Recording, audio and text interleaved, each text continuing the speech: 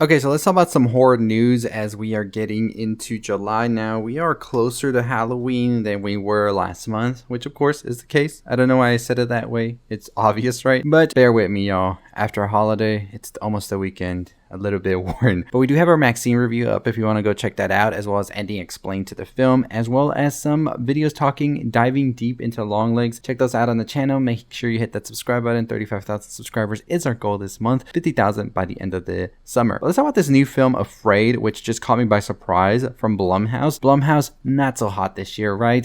Night Swim, Imaginary. This is a film starring John Cho, as well as Catherine Waterston. So this film used to be called They Listen, and now it's called Afraid. It is coming to us from Sony and Blumhouse. The film is set to release on August 30th, and it says, in the film, Curtis, who is played by Cho, and his family are selected to test a revolutionary new home device, a digital family assistant called AI.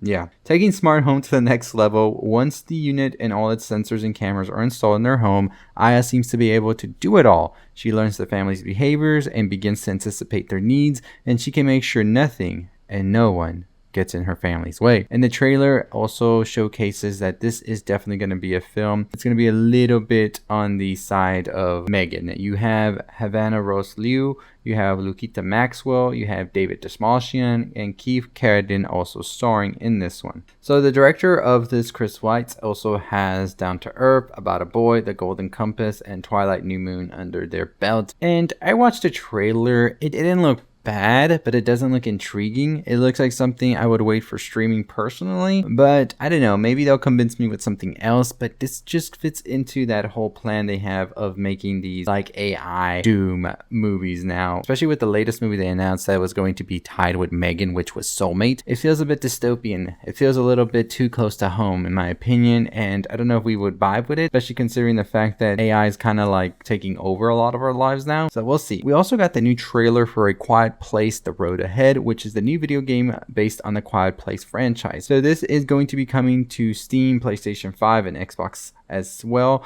later this year, and basically revolves around a character named Alex, who is a young college student suffering from asthma, as well as trying to just survive the end of the world alongside their boyfriend Martin. But the extraterrestrial creatures here are not going to be the only threat apparently, and she must go through the ruins of civilization in order to find a safe haven for herself and her family. This is going to be a story-driven adventure here, and we've already seen the trailer. It looks pretty good, honestly.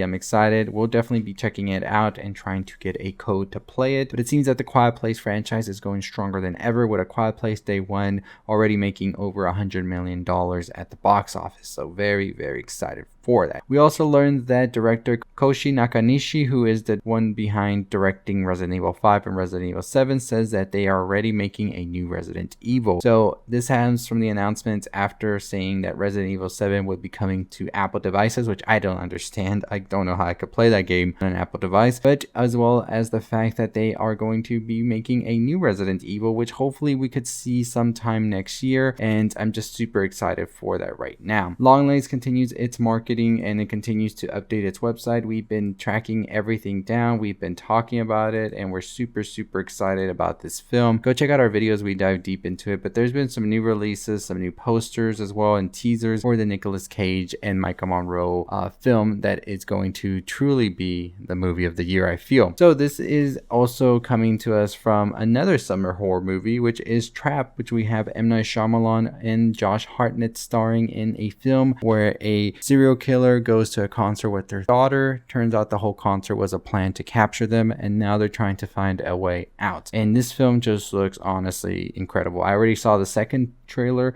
We've broken down both trailers, so check out those videos if you want, and I'm excited for this one, honestly. Like, it just looks great from beginning to end. The trailer just got to me, and M. Night even called this movie, he says, a movie where Silence of the Lambs meets a Taylor Swift concert, and that's all I need now. I don't think I need another trailer. I don't want to get too much spoiled. I want to go into this not knowing much and just seeing this story unravel. I've been an M. Night stan, and I'm excited to see what they're about to do next with this one. But honestly, it's a very great month for horror as well. We already talked about it in the July releases, but we also have Oddity coming out in a couple of weeks, and I consider Twisters a horror of Mother Nature, so we have that also in the month of July. We just got out of Maxine not too long ago this week, and we did do our review. Check it out if you want. But next week we got Longlegs, and we're super excited to check that one out. Like I said, Neon didn't hit me up. A sad story it is, but it is what it is. We're gonna check it out opening night. But very excited to dive deep into that and talk more about Longlegs next week. But we're gonna be ranking the X franchise trilogy on the channel tomorrow, so stay tuned for that. I don't know if I want to do a live, but I think I just should do it more like a video, because I don't know. I think with the live, my thoughts would scatter too much with the chat and everything, and I think I should just get my thoughts out, and then we could do a live later next week, maybe discussing my rank choices and get yours as well. Stay tuned for that video tomorrow where we rank all of the X movies, where they land,